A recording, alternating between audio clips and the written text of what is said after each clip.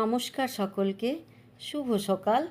আজ সকালবেলায় রোজকার মতো বেরিয়ে পড়েছিলাম ছেলে বৌমাকে নিয়ে মর্নিং ওয়াকে। কিছুটা হেঁটেই দেখতে পেলাম খুব সুন্দর একটি রাধাকৃষ্ণর মন্দির। ওপরে চারিদিকে অষ্টসখীরা রয়েছে।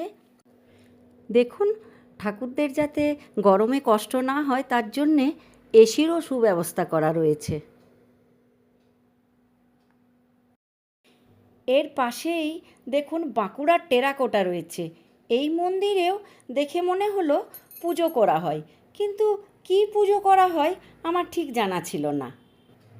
ওখান থেকে বেরিয়ে আরও কিছুটা হেঁটেই চলে এলাম বৈষ্ণব দেবীর মন্দিরে।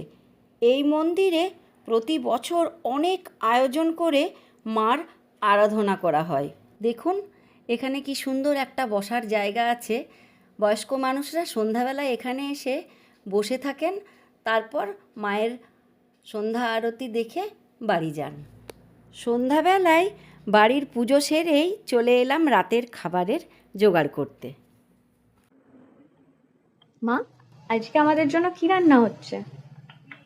আজকে জানিস তো রিয়া, ভাবছি ছাতুর পরোটা করছি। কেন বলতো? আজ জয় মঙ্গলবার তো। ও, আজ তো জয় মঙ্গলবার, তার মানে আজকে তো আমরা নিরামিষ খাবো, তাই তো? ওই জন্য আমিও খাবো আর তোরাও খেতে পারবি, ঠিক আছে? ওটাই ভালো হবে। চলুন আপনাদের সাথে কথা বলতে বলতে ছাতুর পরোটা বানিয়ে নিই। যেহেতু আমার গ্রামের বাড়িতে কুলদেবতা মা মঙ্গলচণ্ডী, তাই বিয়ের পর থেকেই জ্যৈষ্ঠ মাসের মঙ্গলবারগুলো পালন করি। জানেন তো, ছাতুর পরোটাটা না আমাদের বাড়িতে প্রত্যেকে খুব ভালোবেসে খায়। আপনাদের সাথে কথা বলতে বলতে আমার আটা মাখাটা হয়ে গেল। এবার লেচি বানিয়ে ছাতুর পুরটাকে আমি ভরে ফেলি।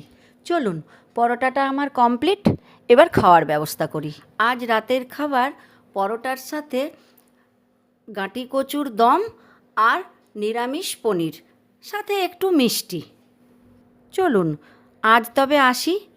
সকলে ভালো থাকবেন, সুস্থ থাকবেন। আমার ভিডিও ভালো লাগলে একটা লাইক করে দেবেন আর কাছের মানুষদের শেয়ার করে দেবেন।